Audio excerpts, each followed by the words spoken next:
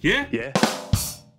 It is the sequel to Donkey Kong Country Returns, and it's basically the exact same game. If you were to give it an overview of the story, some like penguins are on a frozen iceberg and they come to where Donkey Kong lives, and then I think they might want to steal the bananas.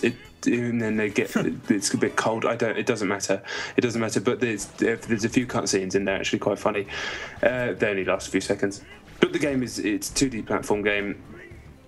Players Donkey find his friends in barrels they can ride on your shoulders. This time you've got Diddy, Cranky, and Dixie. They all basically do the same thing. Diddy has a jetpack that lets you do a slightly longer float. Dixie's hair spins that lets you Yoshi style like jump and then pull you up a tiny bit further. Cranky's slightly different. He can, when you jump, you can press the button again and he'll like spike down like a pogo stick, and you can use that to bounce on spikes and stuff. They're basically mainly only there as power-ups for your health, because you've got 2 hearts normally, 4 when you've got one of the extra monkeys on your back. But the game itself is just very, very well made 2D platforming. At first, the first few levels are kind of a bit plodding. They're quite easy, and I was going, this is just a bit... I've done this so many times. But then, in all fairness, maybe just as early as 3 or 4 levels into the first world, it starts ramping up the variety. You get on a rhino. The animation of the rhino's face just cracked me up the whole time I was on him. Minecart levels, but just done beautifully. Stuff where, because they've got the extra firepower of the Wii U, and yeah, going back actually, the Wii U, whatever it is, underpowered, whatever, Nintendo seems to be able to get it to sing, because this game is absolutely stunning to look at. It's gorgeous. I mean, it's completely comparable to anything on next gen. It's doing its own thing, but it's 1080p 60 frames. Donkey himself looks amazing. Looks so fluffy. There's a cutscene at the beginning and like, wow, if only the game could look like that. And then it does. The game does actually look like that. I haven't played Mario, but I've heard other people say this as well. This is the best looking game I've seen on Wii U. It's a gorgeous game. And the music, it's been done by David Wise, who did the music for the original game.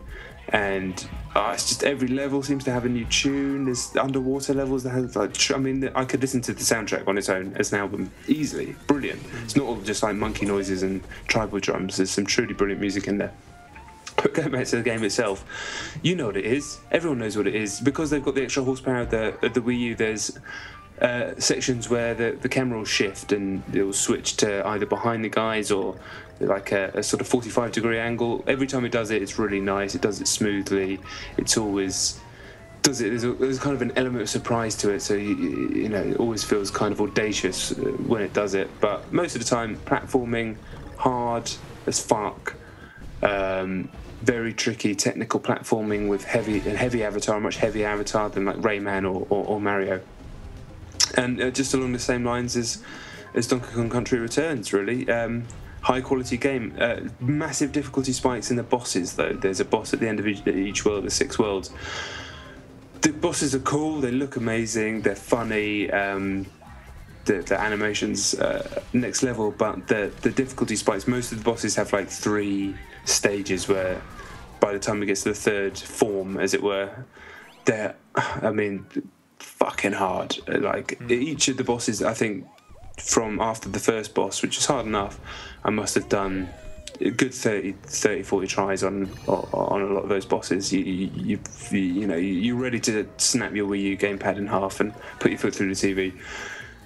I would have rather. I'm up for a challenge, and I love the challenge of the levels. The bosses are just a bit like, you're like, all right, now I get it. You decided to just come out and fuck me, basically. But I quite happily just go back and just play the really tricky platforming levels. What else is there to say? There is tons of secrets. It's a Nintendo platform game. There's a world map, Mario World style, Donkey Kong Country style, loads of secrets, hidden exits, loads of stuff to collect on each level. Just class. The whole game just exudes class. Retro Studios is an amazingly talented bunch, and while some, including me, would probably like to see them do something truly revolutionary as opposed to just a Donkey Kong sequel, Donkey Kong sequel's what we got, and it's bloody lovely. It really is lovely.